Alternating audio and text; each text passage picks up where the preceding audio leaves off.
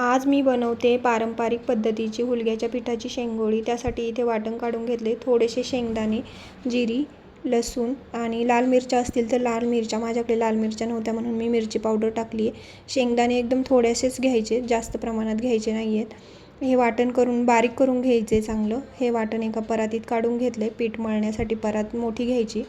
आता हे पीठ मी चांगलं चाळून घेते, कारण याच्यामध्ये थोडंसं मोठं राहिलेलं असतं ना हुलगे, त्यामुळे हे चांगलं चाळून घेत। जेवढे शेंगोळे करायचे ना तेवढं पीठ चाळून घ्यायचं। आता वाटण केलेलं इकडं मी सगळं मिक्स करून घेते पिठामध्ये आणि त्याच्यानंतर जसं लागेल तसंच पाणी ओतते। एकदम पाणी ओतायचं नाही आहे, पीठ जरा घट्टच मळायला लागतं। हे जास्त पातळ केलं तर मग शेंगोळे करता येत नाहीत। आता चवीप्रमाणे मीठ टाकते आहे। मीठ रश्श्यामध्ये पण टाकावं लागतं, त्यामुळे आता जेवढं आपल्याला शेंगोळीला लागतं ना तेवढंच मीठ टाकायचं आणि सगळीकडून हे मिक्स करून घेते। आता पीठ जरा घट्टच मळावं लागतं, त्यामुळे मग पाणी थोडंसं करून ओतते। जास्त एकदम पाणी ओतायचं नाही आहे। ज्या भांड्यामध्ये आपण मसाला बारीक केला ना त्या भांड्यानेच मी पाणी ओतते। इथे बघू शकता आता तुम्ही, पीठ मळून झालं आहे, पण थोडंसं माझ्याकडून पाणी जास्त झालं, म्हणजे पातळ झालं आहे थोडंसं, त्यामुळे आता वरून थोडंसं पीठ टाकते आहे। पीठ परत चाळून टाकलं आहे आणि परत एकदा चांगलं मळून घेते, म्हणजे थोडंसं घट्ट होईल। आता हे सगळं चांगलं मळून घ्यायचं आहे। तुम्हाला जर माझे व्हिडिओ आवडत असतील तर लाईक, शेअर आणि सबस्क्राईब करायला विसरू नका।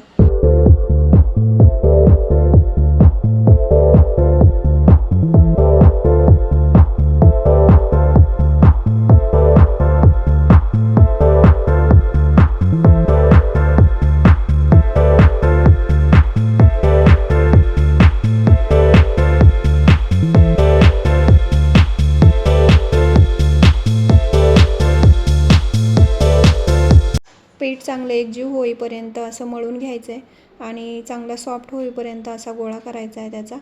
आता इथे 5 ते 10 मिनटासाठी मी साईडला ठेवते असंच पीठ, म्हणजे ते चांगलं भिजेल पण। तोपर्यंत गॅसवरती एक भांडं ठेवलं आहे आणि एक पळी तेल ओतलं आहे। पाऊण 1 चमचा त्यामध्ये जिरी टाकायची आहे।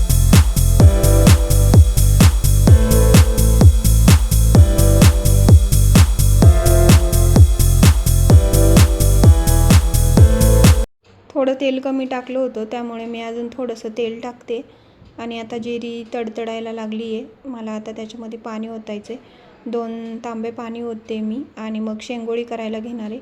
शेंगोळी हातावरच करणार आहे, पाटावरती वगैरे नाही, कारण मला हातावरती चांगलं जमतात।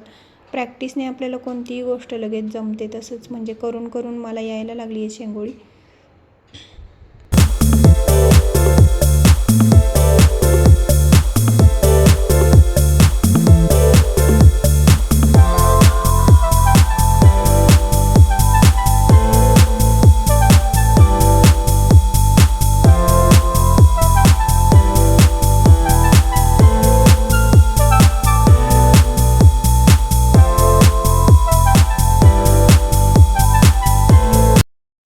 शेंगोळी होईपर्यंत इकडं पाण्याला उकळी आली चांगली।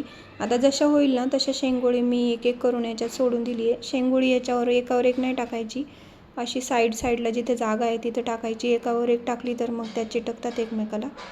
3-4 वेळे झाले होते माझे करून, मग मी लगेच टाकून दिले आणि आता तोपर्यंत हे शिजेपर्यंत मी बाकीचे पण करून घेते।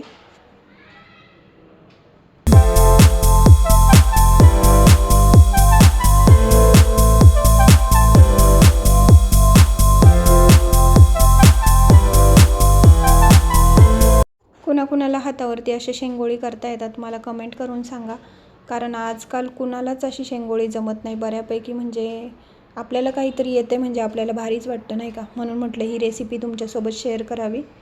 आता माझ्या सगळ्या शेंगोळी करून झाल्यात आणि शेंगोळी शिजायला ना जास्त टाईम लागतो आणि पाणीसुद्धा जास्त लागतं। आमच्या स्वामिनीचं पण इथे मध्ये साईडला हो म्हणले तर ती काय ऐकतच नव्हती। दीदी व्हिडिओ काढत होती तर तिला साईडला म्हणले तर नाही होत होती साईडला। आता झाकण ठेवून ना शेंगोळी चांगली शिजून द्यायची आणि जशी होईल तशी मी पाण्यामध्ये टाकून घेते लगेच। आणि रस्सा करण्यासाठी आपल्याला थोडंसं पीठ, बघा मी परातीमध्ये तसंच ठेवले, पीठ तसंच ठेवायचं आणि हे पीठ आपल्याला रस्स्यासाठी मिक्स करून टाकायचं आहे। एकदम आजीच्या पद्धतीच्या अशा होतात पारंपरिकच, एकदम भारी टेस्ट लागते शेंगोळीची।